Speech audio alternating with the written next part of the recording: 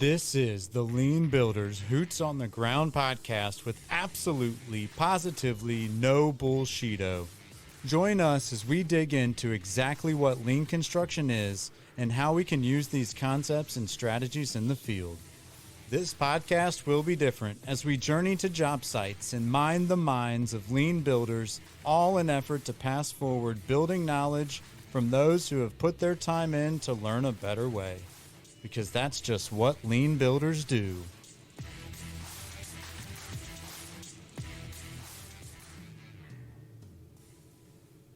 What's up, y'all? Adam Hoots here, Lean Builder Podcast, Hoots on the Ground, coming to you with someone who is super, super special, not just to me, but to the industry as a whole. Super active, like just an unbelievable person, Mr. Henry Nutt III. Is that correct, Henry? That is correct. Welcome, Henry. I'd love for you to just take a few minutes and just tell us a little bit about who Henry Nutt is and how you got to where you are.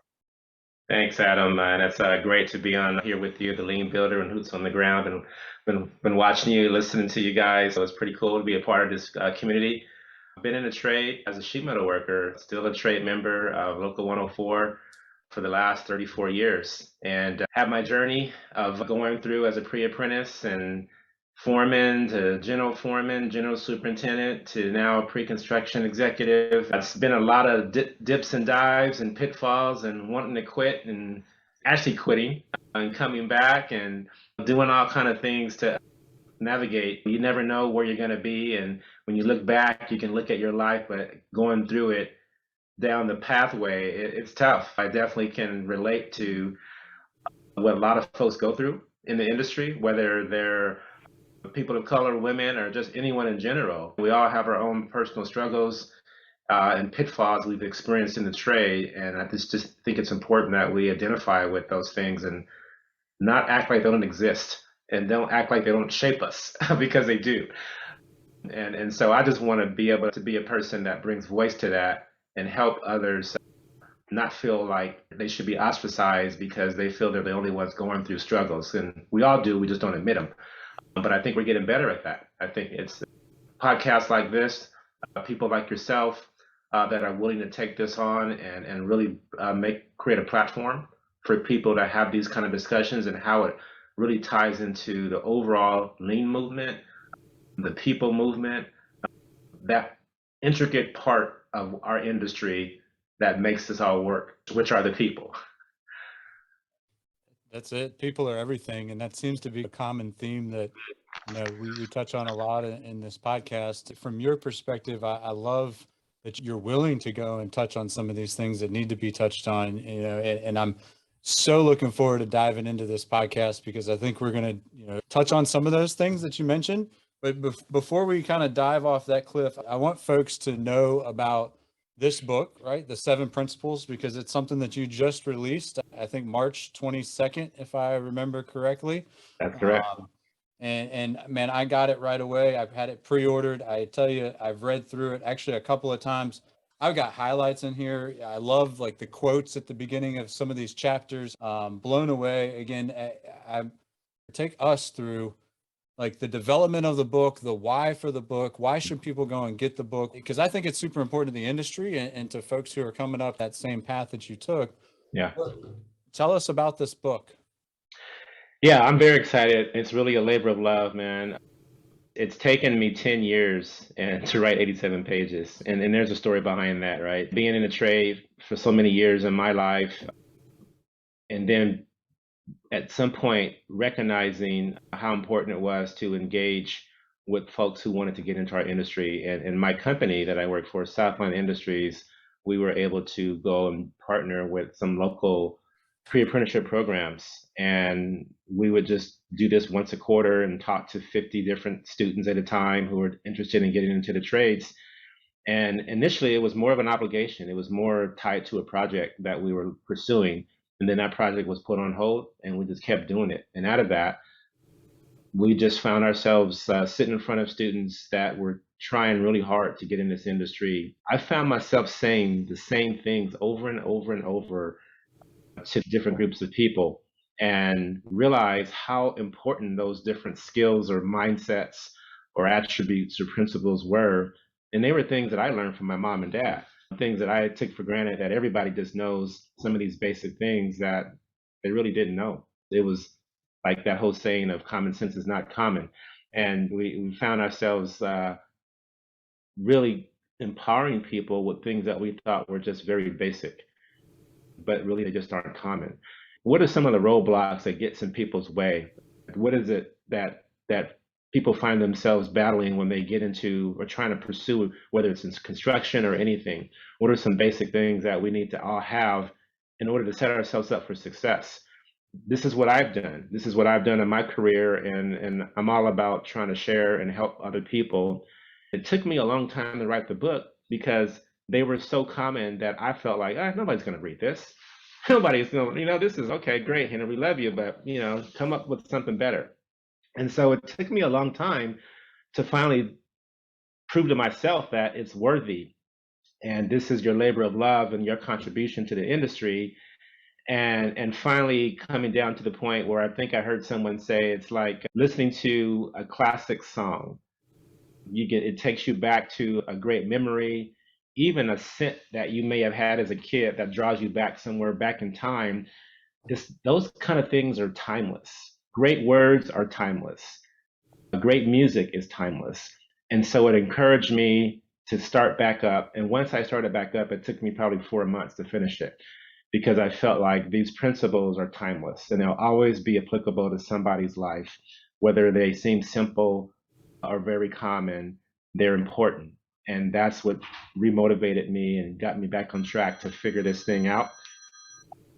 Again, a labor of love and really trying to contribute to what is happening in our industry, which is a whole lot of folks actually caring about the people side of this business because they are the ones that we need to be whole so that they can do their jobs and fight some of these statistics that we see, like suicides in our industry and things like that, that we just cannot have a blind eye to. We have to acknowledge, take them full on, and recognize, hey, what's happening out there? What can we do better? What can we do differently?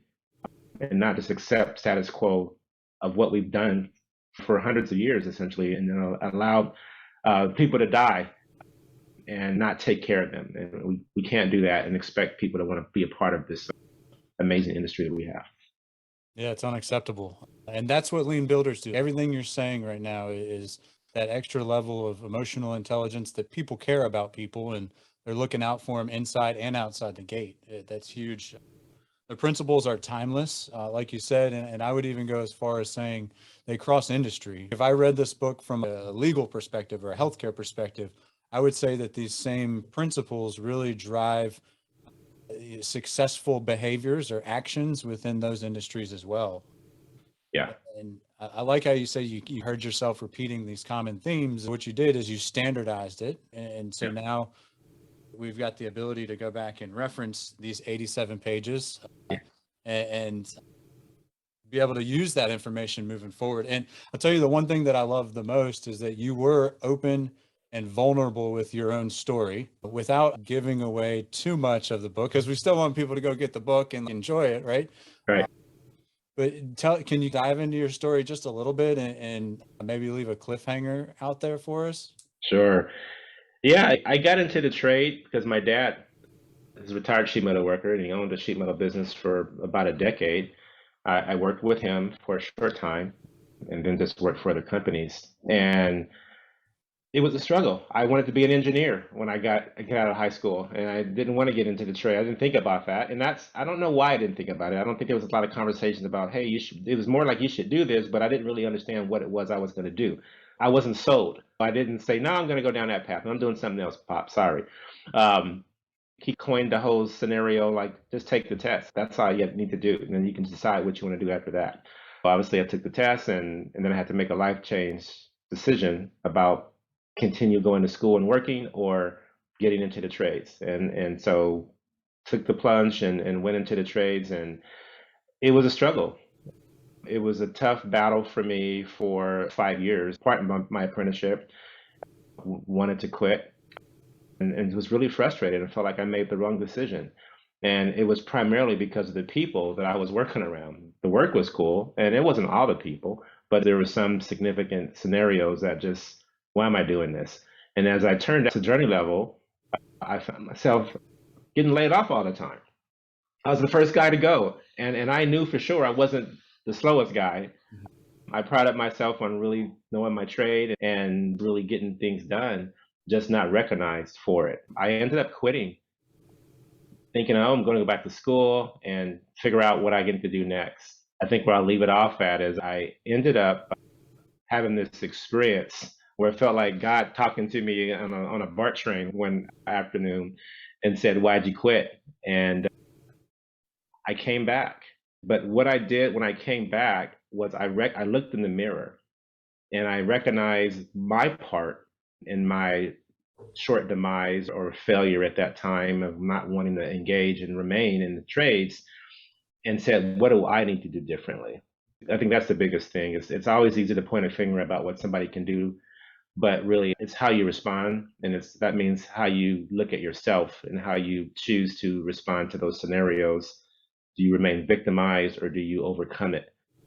And that was what I did. And that's when my job became a career, because it opened the door for me to see everything a little differently and approach my work and approach the people and approach difficult scenarios in a different way, where I was more empowered. That was the floodgates opened up for me in this industry.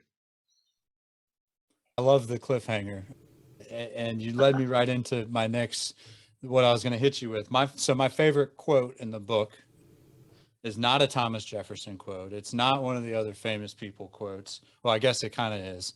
Henry Nutt's quote in the Stop Being a Victim chapter says, to have an excuse is to possess a reason why you cannot achieve something. I don't want to give too much of it away, but there are fantastic quotes throughout the book at the beginning of every chapter. Do you have a favorite one that resonates the most with you? You know, that one there is because it's really mine, and I almost have them take it out. What? But I was thinking, that sounds corny, right? You have the self-doubt going on in your brain, and all these things happening, and you don't know if it's worthy of print. But I've kept hold of that quote for myself. And you just think it's like giving yourself a stair step to excuse yourself from doing something that you should do to help people or to move or improve. When you possess a reason to say I can't, it's giving it leverage. It's empowering that inability, and you need to really recognize that as what it is. So that's probably one of my favorites that you happen to pull out. Yeah, I love it. And if you take that and kind of look at the inverse of that, it's hey, giving yourself a reason to succeed, which I think is kind of what the book tees you up for. And if you're a beginning professional just getting on a journey, I think the book is most certainly worth a read, and applying the principles will make you successful in absolutely any industry. I'm fired up about the book. I know I don't want to belabor it, but one more thing that I got to hit. So describing work ethic in the book, one of the best descriptions I've ever read. Can you take us down that road? What, for the Lean Builder Nation, can you describe work ethic? Yeah, I first have to give props to my father that really gave me the snapshot of what that looks like. I could never use the excuse, I don't know what hard work looks like. I don't know what the effort of going to work every day, showing up on time, providing for your family. That was in my face every day. I can't say I appreciated it as a kid as much, but I definitely saw it. I was definitely forced to be a part of that and really understood how important it was, especially when I seen different friends or family members in my community that didn't have that example. For me, it's really talking about how do you look at work? What does it mean? And I think we will quickly go into, well, I have a job so I can get paid. And yeah, we're going to get paid, but that's part of the byproduct of work. The actual work is doing the work. And that's why it's so important for us to enjoy that work. And so I look at it as the disposition that we carry in our outlook of what it means to labor to build something, to go into a place and be a part of something bigger than yourself and join in and contribute to whatever effort it is you're trying to get from A to Z, whatever that looks like. Every day you're taking steps. And the ethic part is really that kind of internally how you feel about showing up, how do you feel about putting in that effort. What do you see yourself as being significant? And when you don't show up, what's the impact of that? So it really is comprised of your thoughts, your ideas, your view of yourself, looking at the work that you're trying to perform, recognizing how important and instrumental you are in that work, and then engaging in it in a more committed fashion that, hey, it's like being on a baseball team. It's your third base. And third base doesn't seem as important until the ball goes there. No one's there that shows up in third base. It means everything for the team. And you have to show up recognizing every day, whether you're an apprentice or you're the top field leader on the job, you all have a part. And when the ball comes to your point and you're not there, the whole team is let down. And so you have to embrace that as this is a part of the work ethic. This is part of the work and the ability to recognize the value that you bring and why you're important and how you commit yourself to be disciplined to engage and show up. When I say show up, not just physically showing up, but really showing up and being ready to go, being in a sound mind and having a good night's sleep so that you can prepare and make sure you do the jobs that you have to do with excellence every day. It's all that intertwined, and what I feel like is the work ethic is really, again, in having an example of a mom and a dad that went to work every day, that exemplified it, but also talked to you about it, and knowing that this is not like something you do coincidentally. This is on purpose. This is being driven, knowing that you have to go to bed on time to wake up and be ready to show up. All these things, again, they may seem very common, but they're not. We have to make sure that people understand, because not everyone has been exposed to a good work ethic. To watch somebody get up every day, to go to work in spite of how they feel, to make sure that when they do their jobs, they're doing it with excellence, not trying to hide behind someone else and sleep in the outhouses or whatever. There's all these things that people have done, but it's really how you show up. And the reason why you show up is because it's part of who you are. And then you get a check for that. But ultimately, you're doing a job, and people want you to do that job with excellence. And then the rewards will come after that. I resonate so well with what you're talking about. I too had a father who almost took work ethic to a little bit of the extreme side of things. But good examples are everything, because then you see what I am capable of and what I should be doing as a human being and contributing to my team. And I like how you said showing up is more than just physically being present.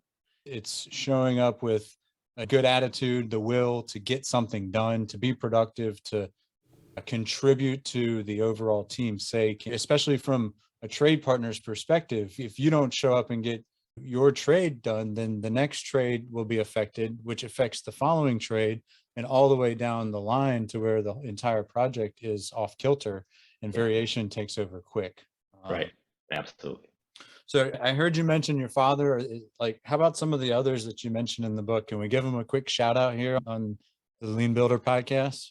Yeah, absolutely. Obviously, there's my mom, and there's a guy named Mike O'Reilly. He's probably the one of the big reasons why I am who I am in regards to the business side of this, as he gave me a shot. He was the guy that I recognized, here's a moment for me to go either left or right, either to take the plunge of being courageous and understand what you need to do without him telling you as a very young journey level person, or wait for him to come back and give you instruction. And when I took the plunge to go out and do that, he made all the difference in the world by opening the doors up for me. Raul Guerrero was a superintendent, rest in peace, passed away several years back, but he was very influential as well, and gave me an opportunity when I became a general foreman. And just asked me if I would be willing to do this particular job, which was larger than anything I'd ever done before, and ultimately became his right-hand person at my former company and did many other jobs with him and went on my own. So who else I have in there? Johnny Gooch, the late Johnny Gooch. He was a general foreman at my former company as well. I never got a chance to work with him or for him, but he was a person of color, and he was the first Black man that I ever seen in a leadership capacity that had some influence at a large company. Ben is my old road dog. Ben is still in the trade today. He was the reason why I'm at Southland. He's now part of the union doing some training, but he was the one that asked me probably for 2 years to come over to Southland, and I told him no for 2 years, and finally said okay. So I have to give him some credit because he was relentless. He never gave up in asking me, "Are you ready?" And really, it came down to it being the opportunity that he was asking me for that it really helped me to say, "Okay, maybe now's the time."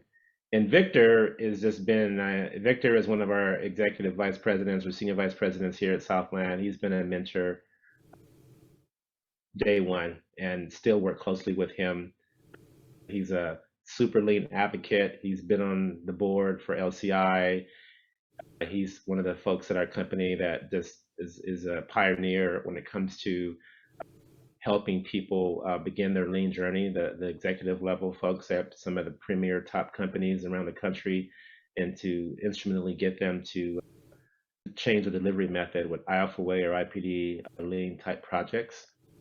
And then he's someone that I have access to. He's a friend as well as a mentor and one of our leaders. So yeah, so those are some of the folks that, you have to always go back and think you didn't get here by yourself. There are many others as well, but those are some of the folks that I can say were really pivotal for me in regards to my own journey.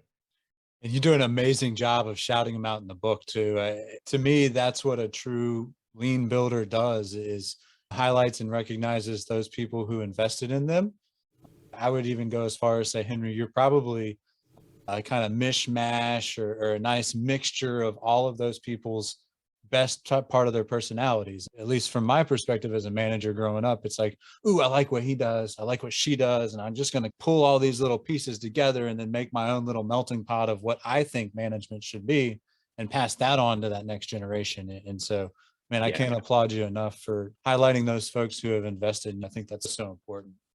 Yeah, thank you. And it's been, again, there's more, there's more folks like, Joe Deuteramo and Keon, those guys who are yourself, just being this next level of leadership and the lean builder taking such a strong position and recognizing the voices of the folks that do the work out there on the job sites. And they have been in the shadows. We've been in the shadows most of our careers, and not that we were looking for anyone to say, hey, we want to see you. It's really just we do our job, we hit the grind and go at it and do it. And we get our own sense of pride by what we do every day. But we definitely have been in some ways neglected or just kind of put on the shelf. Dismissed, I think I heard you say before. Yeah.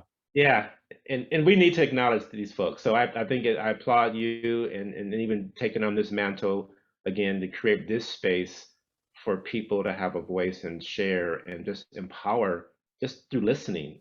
It's empowering to hear it and recognize, hey, there's some lessons I can learn and not have to repeat or go down some paths that others have already been down. Well, thank you. I appreciate that shout out.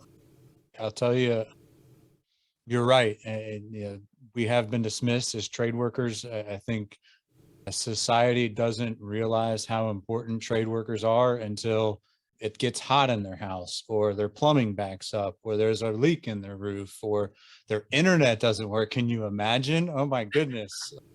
Society just doesn't function without us. I think that's very important for folks to realize and understand that these are essential. And that's one of the things I think silver linings that COVID brought out is, hey, we didn't stop going to work. No, it was now you're two people in a lift with masks on. You already can't breathe because there's dust and everything else in the air. And now you put a mask on and we don't understand how much more difficult that makes our trade workers' lives. I want to dive down just from your perspective. Why do you consider yourself a lean builder? And that's not accusatory by any means, because I will be the first one to call you a lean builder. I'm just Yeah, curious, from your own words, yeah, I mean, how do you describe a lean builder and how do you classify as one? yeah.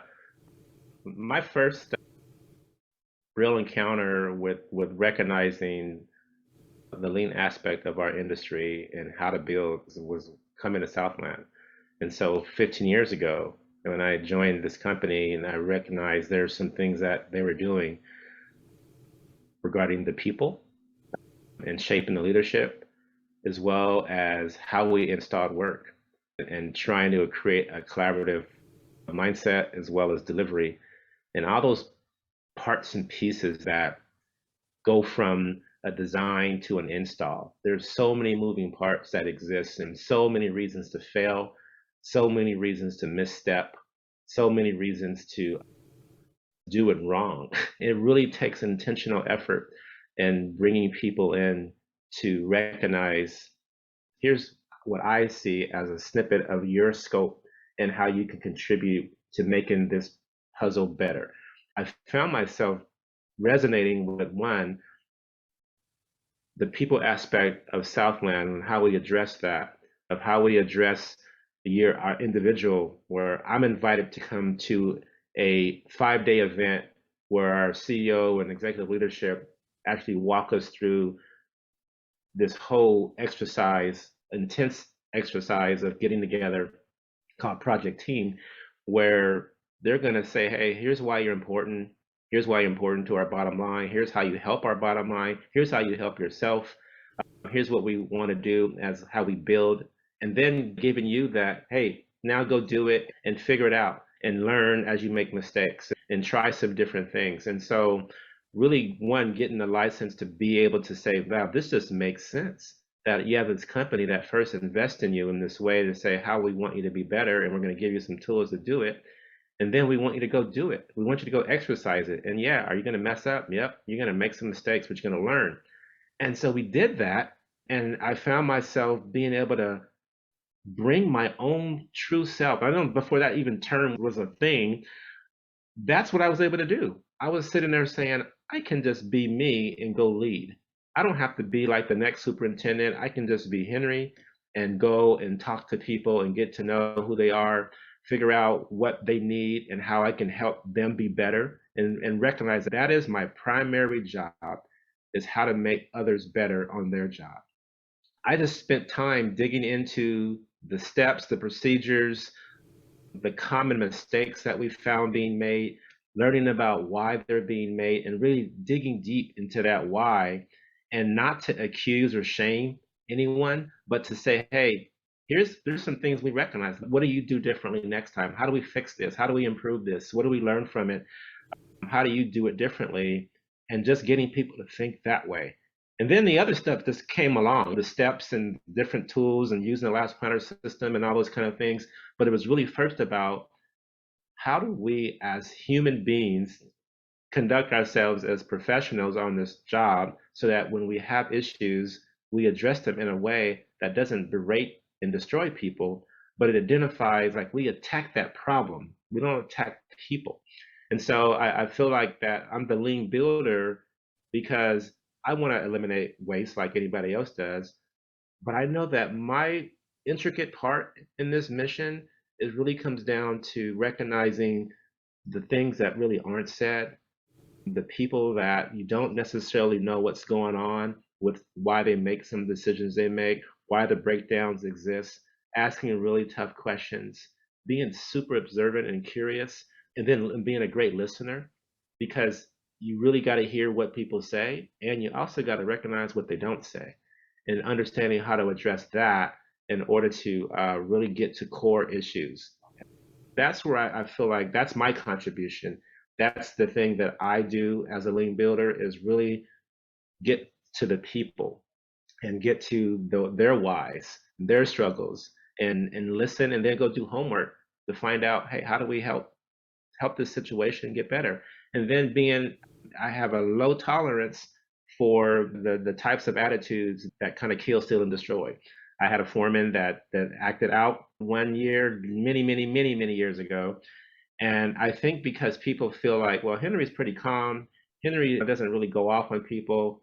And don't let that fool you that I don't won't fire you.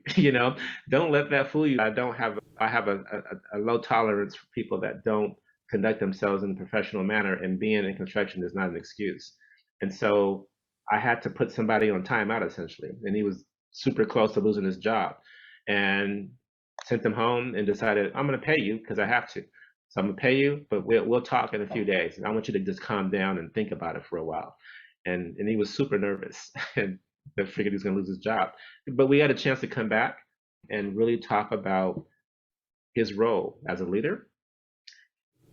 Don't want to be the good guy that can get away with everything. You do everything well, but actually the job that you're called to do, which is lead people, yeah, you can install really quickly, you can do all that stuff, but you hurt people along the way.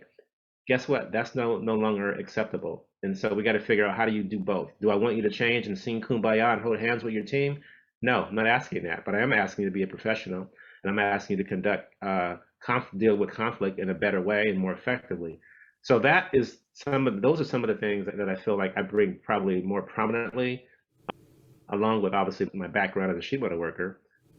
But it's really about those people things that we do, the emotions and issues that we don't know how to navigate, and we haven't had to. We just get away with whatever because we could. That was a lot, I know. That was awesome. I tell you, one of the best descriptions I think I've ever heard. You epitomize a lean builder. You're talking about trust and developing that trust before you start creating tools that the project might need. You're talking about accountability. You're talking about mutual respect. Okay, I sent this worker home, we paid them, and then we brought them back and had a radical candor conversation with them of, these are the things you need to do because people are watching you. The Navy SEALs actually prefer a low performer, high trust over a high performer with low trust. And that to me tells a huge story about how important trust is in everything that we do, because without that, people really won't succeed. They're constantly looking for other things. Wow. So I've got so many notes written all over the place here. I'm trying to stay focused. I like to talk from a trade partner's perspective, I guess. How do you use lean the most? And what tools or applications, besides kind of building that trust, what things are you using at Southland that have really helped escalate operations? It's really passing the baton and empowering other people to celebrate their aha moments, small, large, whatever. It's giving people that platform. One, it says that, hey, your ideas matter here. So what is not perfect or completely developed yet. And I remember learning that through one of the trainings I went 2 years ago with 2-second lean, and recognizing that and asking the author, how many times do you get people coming up to you and are implementing new tools or processes that actually stick? He said 50% don't. But Wow. we encourage all of them. And that's the whole beauty of it, is that getting people to say, the best ideas won't come from people who sit in the corner office. The best ideas are going to come from people who do the work every day, that scratch their head saying, why am I doing it this way? And then they have to keep doing it that way and get frustrated. So now it's creating a place where you don't have to do that. You can pull the cord and say, this is not working. Anyone can say, you know what? Hey, we have an idea. Some of those ideas, it's like a finger snap, they will happen immediately because they don't even cost really anything.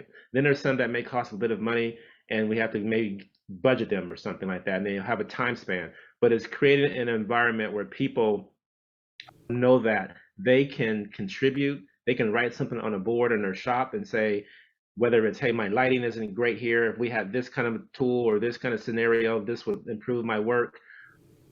Somebody running metal through a coil line or through a plasma machine and saying, hey, the metal's getting jammed up in these little levers. If I build this little component that creates a smooth transition. I mean, it doesn't take much, but it's actually allowing people to be your team. And what it means to be on a team is they all have ability to contribute, and no one's waiting for the boss or one person to come up with all the best ideas. It's not, everyone has a good idea. And so then you empower those guys, you celebrate what they're doing and acknowledge them, and they'll keep doing it. They'll keep looking for things and want to make things better. It's one of the things we do at Southland is we have a video campaign. It's like a continuous improvement campaign in all our divisions, or it's a friendly competition. We actually give people rewards for which division had the best, and the best is determined by the company voting on those different innovations. Some are very simple, but what they do is you can look at how somebody installed some component in a building, and then the beauty of it is then another division will look at that same scenario and say, hey, we're going to do that, and then we're going to add this to it. So they improve what was already part of an innovation, and it just continues to create that stir of that momentum of improvement. And it's fun. You do it on your iPhone, takes you 2 minutes, and you create a video and you get acknowledged for it, and you're helping make our company better. And it's simple, but it's impactful because there's a spirit of innovation that just drives everyone to try to get better at what they do every day. I love it. An innovation contest. What's the best innovation you've seen happen? Let's see. I think of two things. So maybe it's not the best, but it was one that's the most impactful. I had a foreman that one day he shoots me an image of a bunch of cardboard boxes in a dumpster.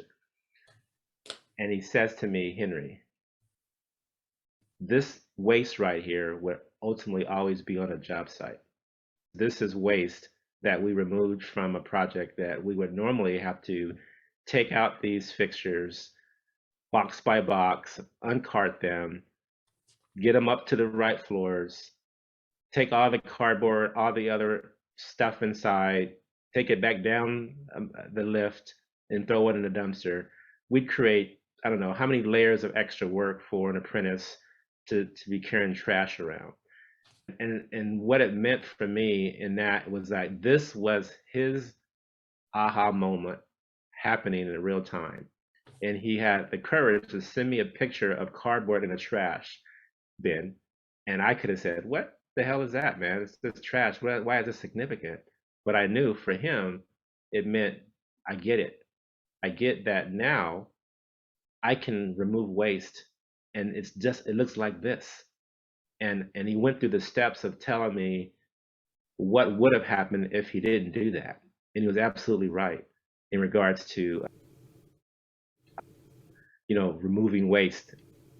I think of there's another one that we had.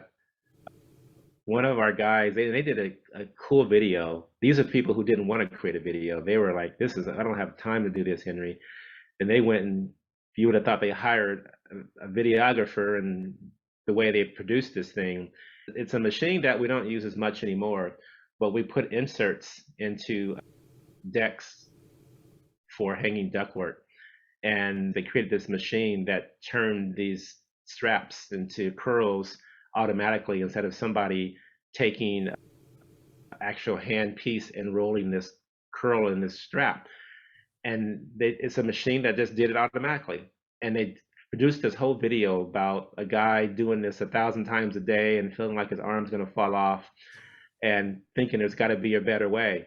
And they had lights and action and camera, and they came on and said, there is a better way. We have this new machine. And they produced this whole thing and talked about it. They actually made this from themselves, and we used it. It was really cool because they didn't want to do anything. They said, okay, you got time to watch this thing? So I went and watched their video.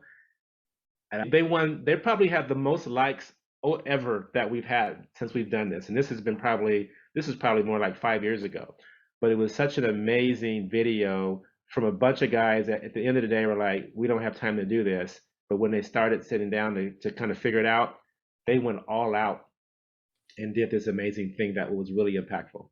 It becomes addictive at some point. Yeah. I think they say on average, Toyota employees bring in almost 4 million ideas per year. And that's everything that you're talking about, like just empowering the front lines, empowering innovation, allowing the people who are closest to the work to make the work easier, better, faster. From my perspective, and I follow a lot of what you do in the current state of construction, we just don't do that enough. And so I'm excited to hear you and just watch that message spread. I know I've done things like just hang innovation boards, and the job site TVs, they always go missing for whatever reason. And the superintendent's probably got 500 of them at his house. I'm just kidding. Some of you PMs got them too. But what I do on jobs is I'll throw an innovation board up, and exactly like you said, like, hey, whoever had the best innovation on the job gets to take the job site TV home with them. And I have gotten some really creative, innovative ways of prefabrication on a couple of different job sites that eliminated work at heights. In fact, I would tell you that probably 80% of the success that I have on project sites is because I just shut up and listen to the folks on the front line, and they'll tell you what's bothering them. They'll tell you why their work is hard. And all you got to do as a leader is just listen to them and then do something about it. And it's amazing the trust and the respect that brings. Like when you're making folks, when you're actually listening to somebody and making their work easier, man, that's what lean builders do. Because then it becomes more efficient and more effective for them to get more work done for the overall project. They care more, and then they're looking for these ideas. And man, you get me fired up, because lean is just that. It's learning and it's improving, and it's, are we getting better day to day? Right. So to that note, I've got, we talked a little bit about some of the uncomfortable things at the beginning. I know you sit with AGC, you sit on LCI boards, you are very active from a diversity inclusion perspective. How are we doing straight up, no gloves? How are we doing as an industry with diversity and inclusion? We're doing poorly, but we're getting better. I tell people that I'm an optimist and I'm always looking on the bright side. I think that we have a long way to go. And when I say we're doing poorly, is because we still have the many numbers. The data reflects, hey, the numbers don't lie. They tell us where we're at. They tell us the labor pool, the current people that reflect diversity at the C-suite and leadership positions. It's still not in a way that reflects where we're building work. We've got work to do there. Does it mean it's not going to happen? Does it mean there's big resistance and not, trying to inhibit the movement from moving forward?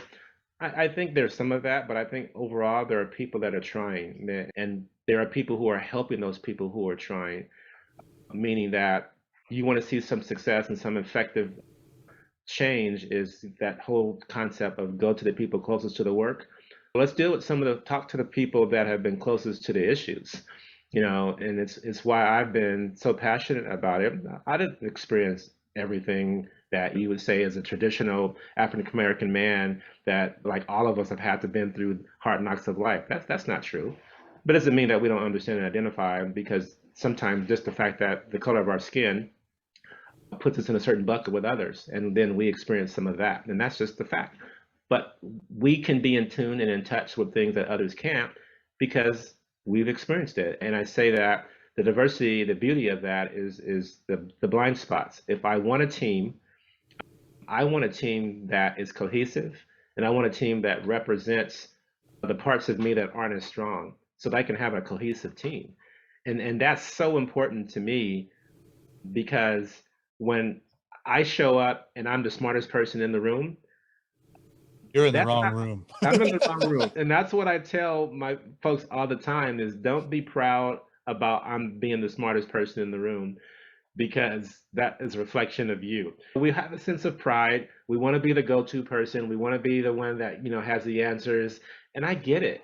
But we also have to understand how that gets in the way of progress, because now you're shutting somebody else's opportunity. Now you're stepping on someone else that may have a better idea than you. And if you're too proud to allow them to do it, you are a roadblock. You're not a leader. And so you want people that want to follow you.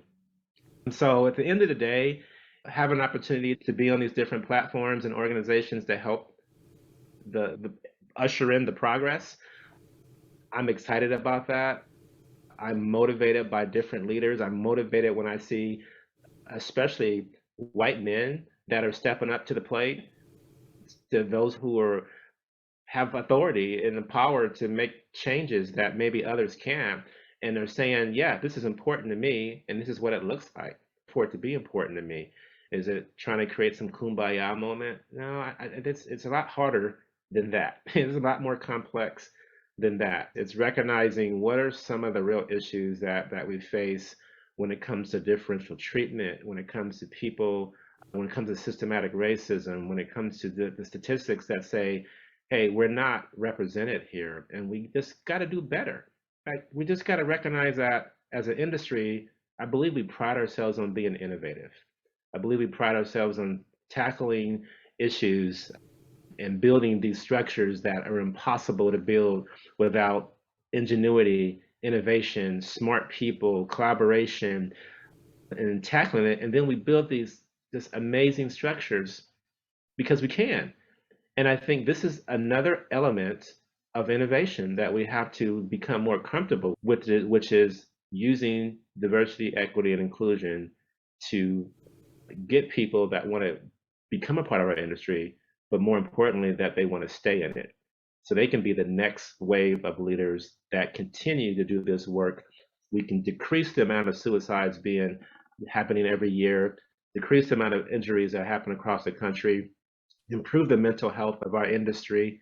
I always say this, Adam, I'll end with this part on this, is that you want to take a snapshot of a project site in the spirit of that project site, the emotional wellness of that project site. Take a walk into the outhouse of that project site, and you will see the messaging and the mindsets that exist. You will see what people won't say to you in public. You will see what people will draw and want to let the world, at least in that community, see how we really think. And you'll see some pretty terrible things in that outhouse.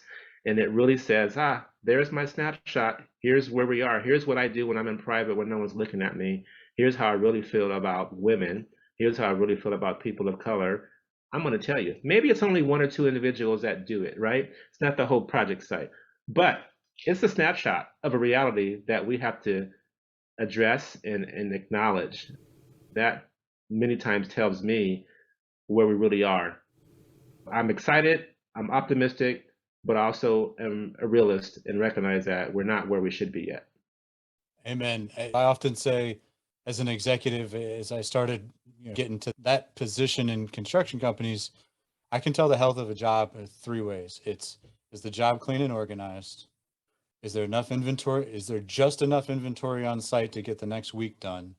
And are the porta-johns clean? And those three things, and clean can mean, like you said, written on the walls, or just trash in them, or toilet paper, or not been cleaned, like Right. physically cleaned for a while. And so that resonated big time with me.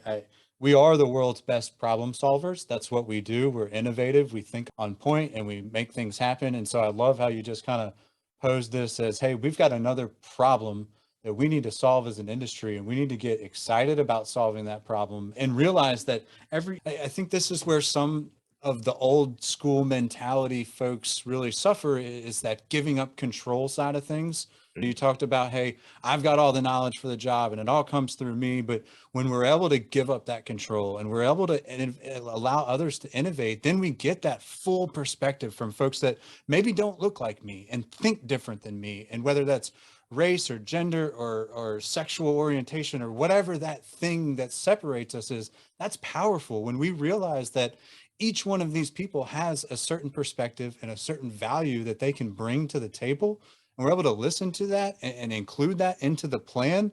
We're able to eliminate more variation from the equation. In the end, I heard you say this before, like, we're human beings, and that's how we should be looking at this thing. I've also heard this above the clouds philosophy. Can you run me through that real quick? Because when you said that, I had this just moment of clarity, and I would love for our audience to get that same moment out of this.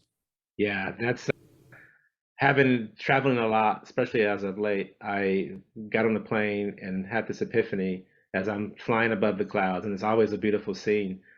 Once you go through the clouds, whether it's storming, raining, or just overcast, and you get above that cloud, and it's blue sky just forever. And you'll think that it's perfect weather, blue sky. There's no clouds, there's no rain. Rainbows, sunshine, Yeah, yeah, unicorns, right? all that. Exactly. The analogy in that is some of us may live in that space, and some of us are out of touch with the reality, with what's below the cloud, which is the real world, which is what people face every day. And if we are so out of touch, we are really no good to the world that we need to impact and the people. And if we aren't intentional about coming below that cloud, or just comfortably living in that space and where we go home to and the communities that we live in, that allows us to not be touched by real world issues. And then we have an opinion that is completely removed from reality. And people look at you and smile and say, "What are you talking about? This is not how it works." But you've been living above the cloud and there's no issues going on. And maybe you dip down every once in a while, but you're still not there enough to really be in touch. I'm a firm believer that we need to begin to learn what we don't know. And the way we do that is we educate ourselves, that we get exposed to different ideas. We are open to listening to other people, and we recognize our blind spots. And not that we may master them, but at least we can get people involved in our circle that can help tune us up and help reshape what we think about what we think. Because we may be in that cloud thinking that everything is fine, everything is great. What's the problem? And like, the problem is actually you. You're out of touch, but you happen to be my boss. So I got to How do I listen. tell you this? Yeah. So it's really understanding that dynamic, but lowering your guard down in the sense of you being vulnerable. And that's a big word now, and people use it maybe loosely.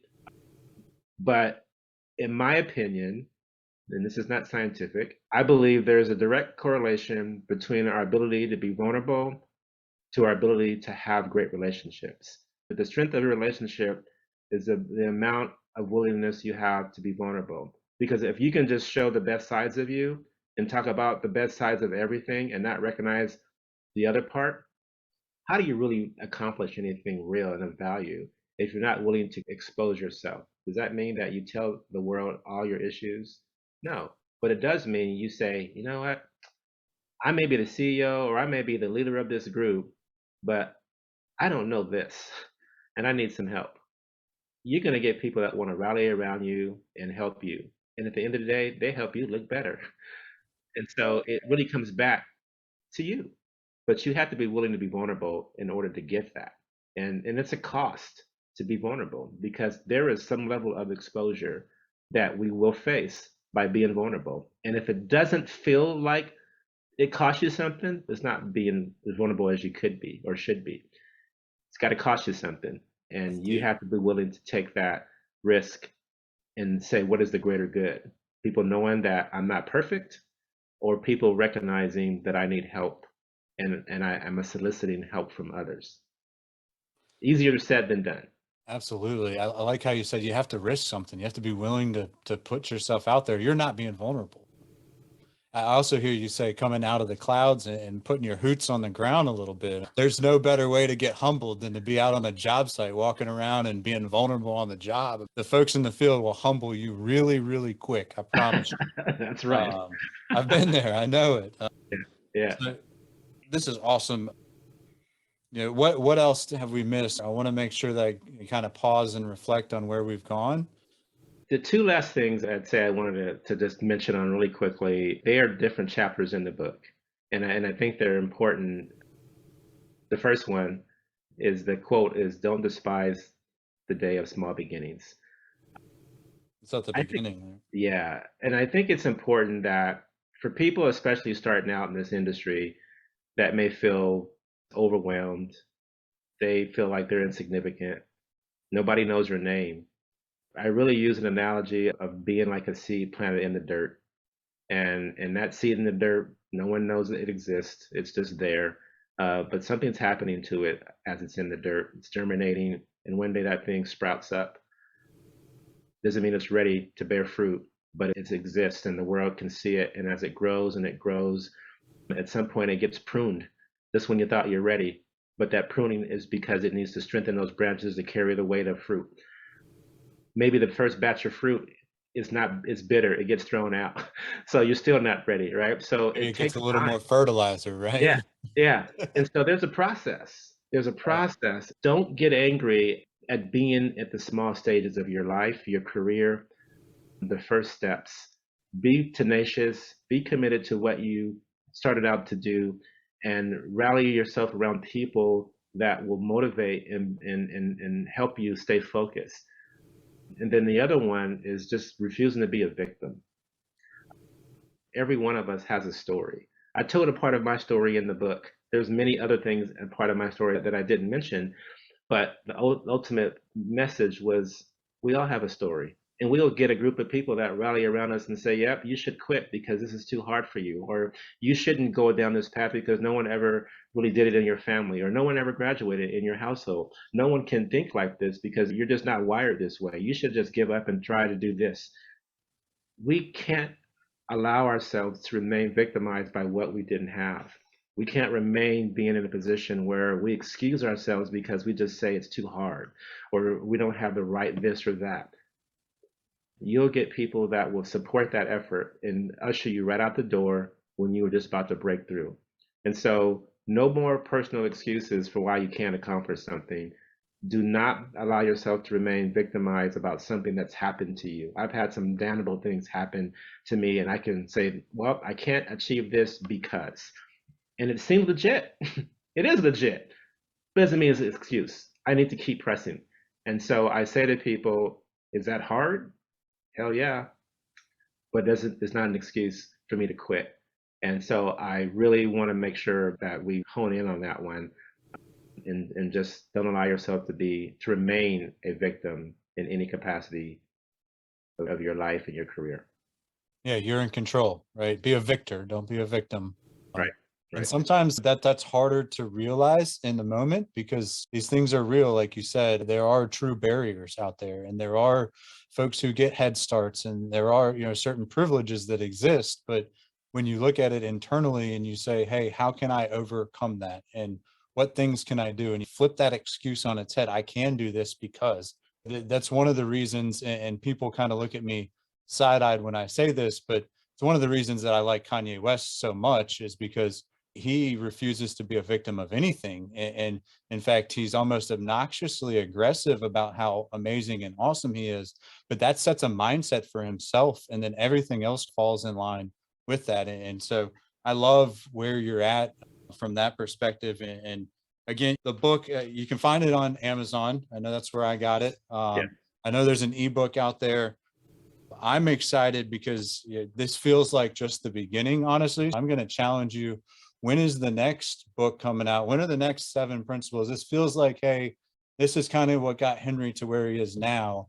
I'm looking forward to maybe 10, 15 years from the sequel to this of how Henry conquered the executive world and how Henry brought more folks that look like him into these leadership positions and we're able to change this construction industry. I'll leave that to a challenge for you. Do you have any challenges for us, Lean Builder Nation, or just the industry in general?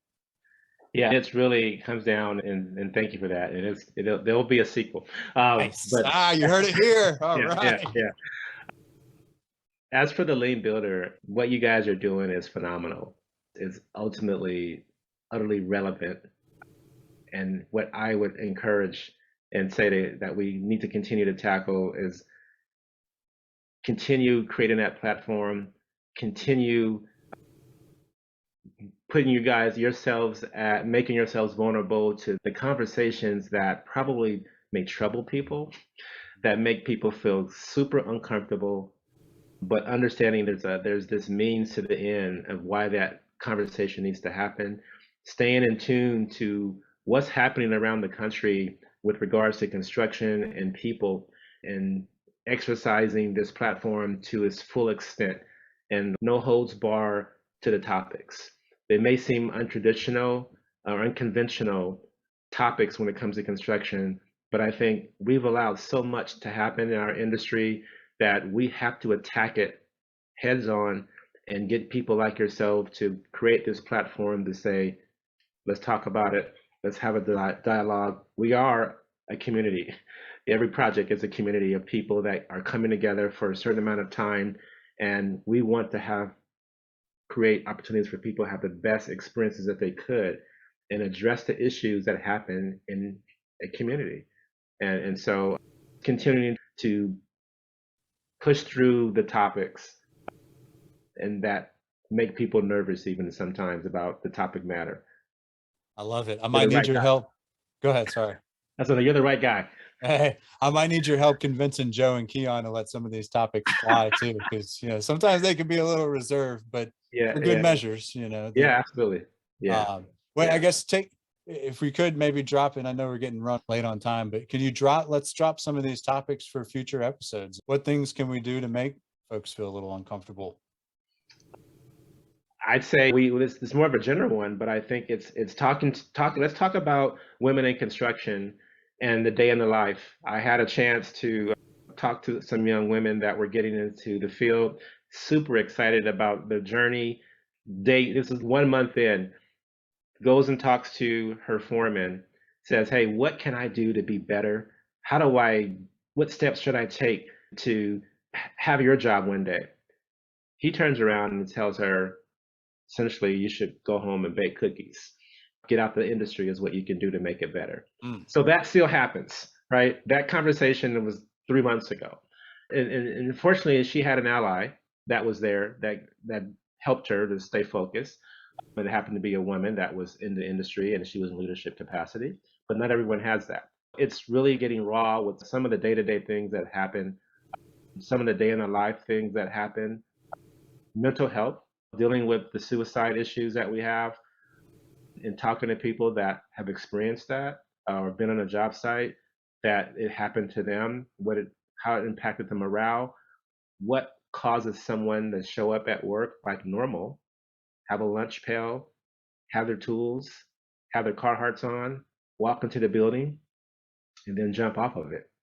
What happens to someone in their mind to go from that to that? It's extreme, but it's silent. We have to look at those things. And do we have the fixes and the cure-alls? I want to say we do because I believe part of it is in the conversations. Part of it is in opening the doors to have these discussions. People don't feel excluded and isolated, and then it makes it easier for them to validate that decision because they feel no one cares. And I've come to my end. You have no idea what's going on in my life, so I'm going to end it. But when we start talking about it helps to bring it to light in a way that doesn't give it as much power.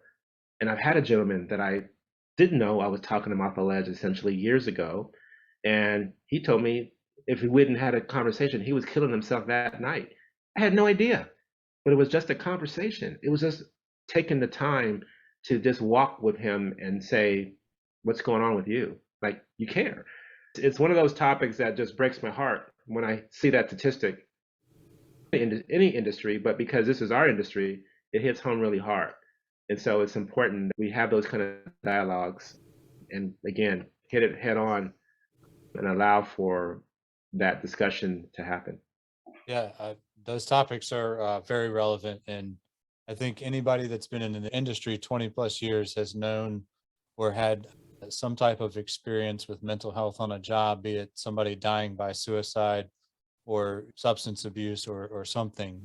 There's some pretty wild statistics out there. Yeah. I appreciate that. I value that. Yeah. Go out there, go get 7 principles. It is so worth the investment. And it's a very easy read too. Like, it goes very smooth. I enjoyed it. I think I got through it in like 2 or 3 days. And so, Henry, great contribution to the industry. Thank you for everything that you're doing. You are the epitome of a lean builder. I am very grateful that you exist as a human being. And from here, I'll let you take it, mic drop it. Anything else you want to add to it? Hey, man, thank you so much. Appreciate this opportunity. Again, this was a labor of love. Being a part of this here with you today was awesome. I got a chance to get to know you better as well. You're a co-laborer in the effort, man, and I stand with you guys. And I just thank you for the acknowledgement of this. I didn't write a book to try to get rich.